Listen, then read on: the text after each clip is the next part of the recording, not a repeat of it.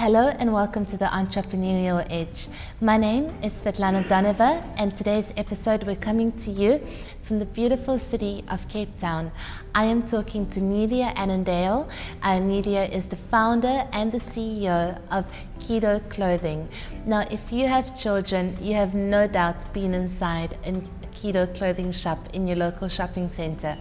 The clothes which are inside those shops are locally made and locally designed, and they celebrate being a child with their fun, colorful designs. I'm going to chat to Nelia now and find out what actually makes this company tick.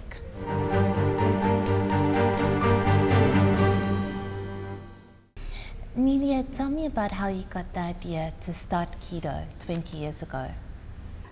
Before I had children, I had absolutely no idea that anything like children's clothing ever existed. You know, and you're completely blind for it. And the minute you have your own children, you notice it because you know that your children have certain needs. And I was so lucky to give birth to a beautiful set of twins. And after they were born, I realized that there's nothing much in South Africa available about 20 years ago that was fun and 100% cotton and good enough for my beautiful offspring. So I started making stuff with them. I hand painted it and boiled it in a pot on the stove to put in the vibrant colors. And wherever I used to go, people stopped me and asked me, now where did you get that beautiful clothes from? It was just nice creative stuff.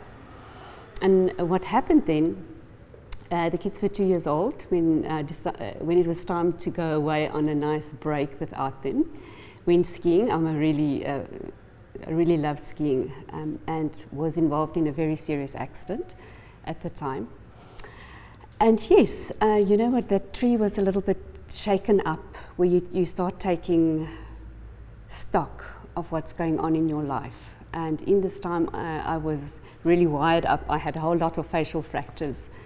And in this time I had time to reflect on what I'm doing with my life. And in one of my sleepless nights, the idea came around. I have to combine my passion for children, my passion for clothing, for fashion, my passion for nature, all in one, and create a brand. And this was 20 years ago. How did you get the funding for the company? You know, it is still a huge challenge, I think, for any new entrepreneur to find money. At the time, I had no money. I also had no collateral to find money, and I am not a trained business person. I had no professional business plan.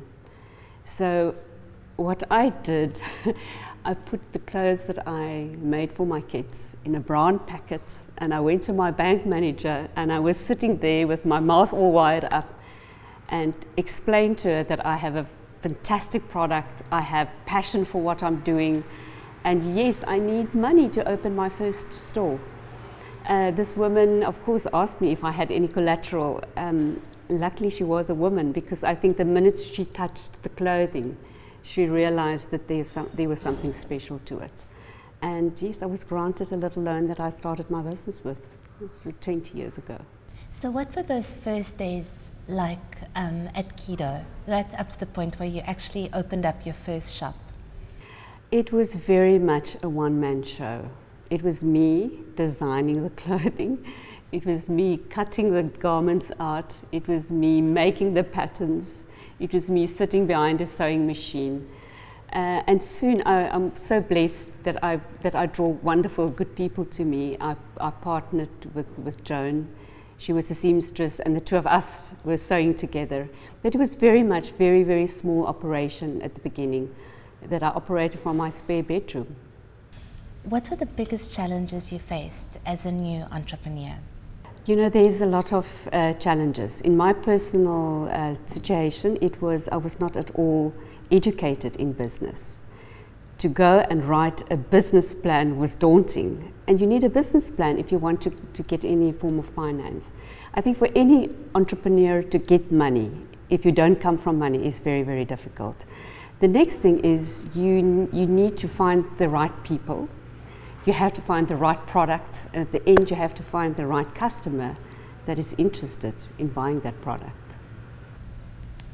Now, your big break came about 6 months after you opened up the very first keto shop. Tell me a bit about that. It was very wonderful and exciting times. It was 1994, and exactly the time when Mr. Nelson Mandela started his freedom walk. He was released out of prison, and here we were, the flavor of the month. South Africa was the flavor of the month. We were on the world map, back on the world map after so many years of not being noticed. And a Swiss tourist walked into my beautiful little keto store and fell in love with the product. Where was that shop? In Tiger Valley, the Tiger Valley Center. She absolutely fell in love with the product, dressed her little 2-year-old blonde curly head in it, came back the next day for a little bit more, and before she returned to Switzerland, gave me this call to say, I would like to take your product to Switzerland. Can I buy a box full of samples?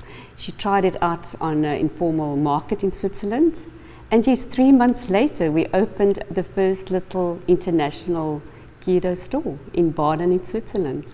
It moved very quickly. It was great. You probably did not expect that kind of an export story at all. I did not at all. And I have to tell you, it was still so right at the beginning. My first export order, I completely cut with my own hands, with the scissor in my own hands. You know, it's unheard of. Tell me about your export market now, 20 years later. 20 years later, we worked very, very hard, and we were very blessed. We're exporting to about 16 different countries worldwide. So twice a year, we go out, we have our showings, we invite customers to come and see our latest ranges, and we offer our beautiful products. And yes, they love the product that's inspired by the South African sun. How many people do you employ here? Under this roof, about or full time, about just over 100. But we give, you know, in our industry, it's very, very work intensive. So a garment will go to the dye house, a garment will go out to another little cut make and factory, will go to a print house. So we definitely provide job opportunities for more than 200 or 250 people. Do you think the clothing industry and the textile industry is sustainable, perhaps on a more specialized basis in South Africa, especially with the incentives that government has been giving, because they have made a difference over the last 5 years? Yes, you know what, it's very, very apparent that the government is trying to create some jobs back in the industry, and they have created, the creators have created some incentive programs that, for instance, has allowed us to update our machinery. They help us to train our staff. So there's some wonderful incentives. People must just make use of it. Definitely the government is trying to create more jobs in this country, that's for sure.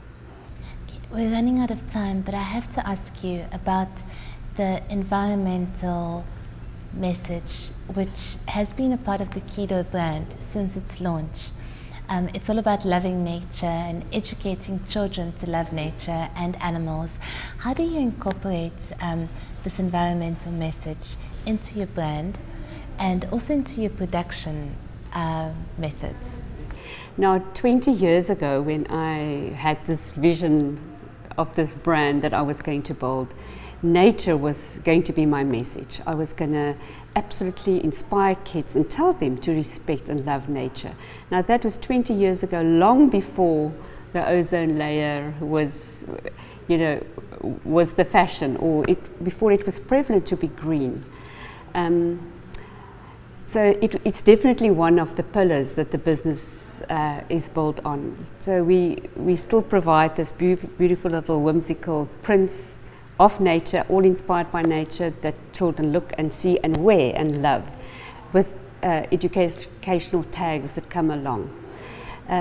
Other than that, in the business, you know, we make sure that some of our suppliers, like dye houses and print houses, really comply to the international standard with their wastewaters.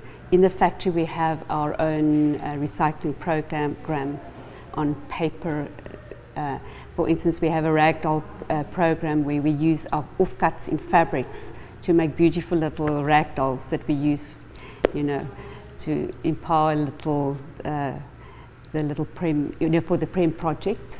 Yes. So you know what, things like electricity, it's being aware of it all the time. We also planning, the engineers are busy working on building a roof garden on top of our factory, and using our own waste, you know, our grey water, to water the vegetables that we want to feed our own staff with. Do you have a mentor? Yes, I think all of us go through life with our mentors, and it's wonderful to have those role models. For sure, my father was the mentor.